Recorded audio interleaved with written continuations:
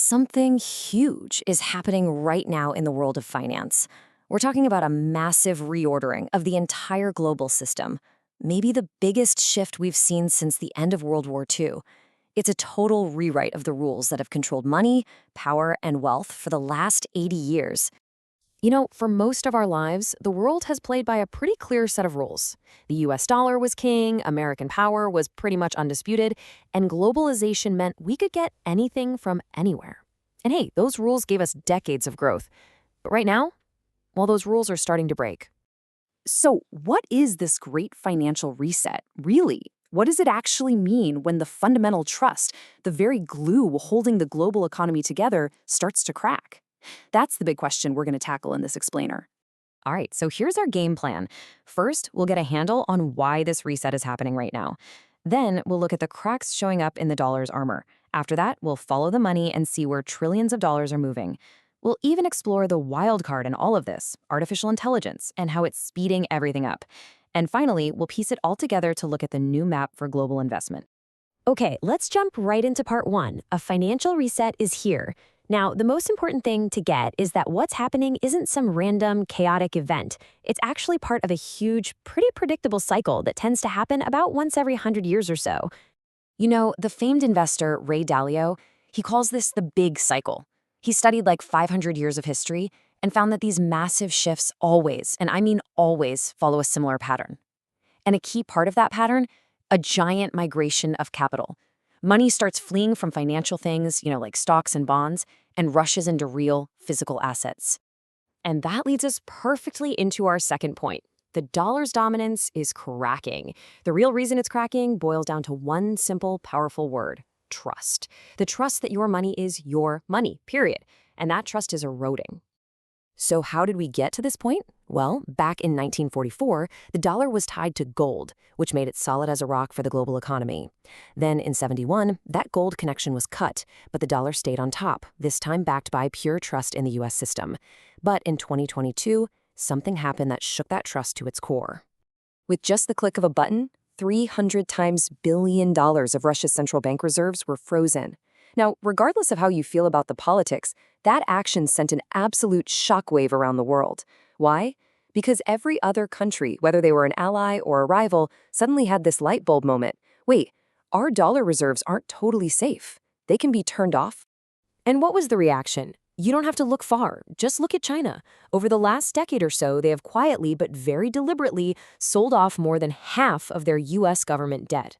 We're talking a drop from $1.3 trillion to now less than $600 billion. They are actively de-risking from the U.S. financial system, and believe me, they are not the only ones. This brings us right to the great asset migration.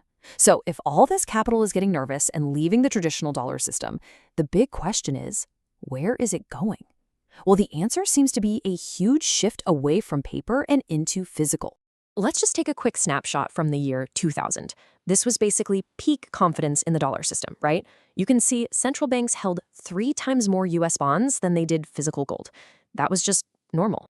Now, let's fast forward to today. Wow. The whole picture has flipped on its head.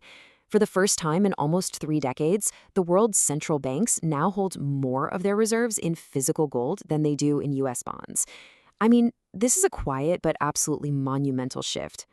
And it's not just governments doing this, by the way. The ultra-wealthy are basically running the same playbook.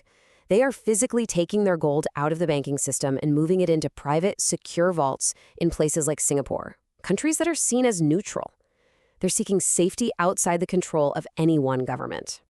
So right as this massive financial reset was kicking off, a totally new catalyst came along and basically poured gasoline on the fire: the AI revolution.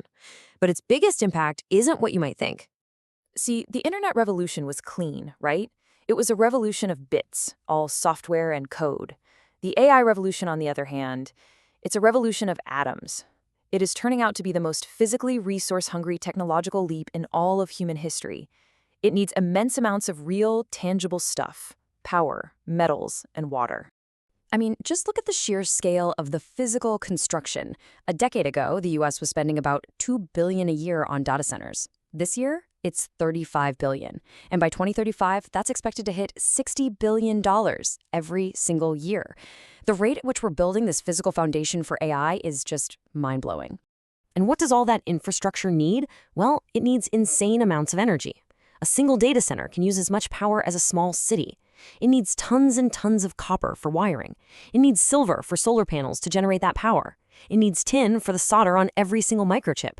And it needs a whole bunch of rare earth elements. This ravenous appetite for physical resources is creating a huge collision course with a world that hasn't really been investing in producing this stuff for decades. Okay, so what does this all mean for where the money is going? Let's try to sketch out the new investment map that's taking shape because of this historic shift. And let me tell you, it looks completely different from the map we've all been using for the past 20 years.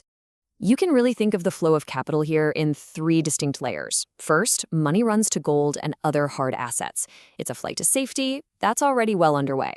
The second layer is when it starts flowing to the big commodity-producing countries, the places that actually have the physical stuff the world needs.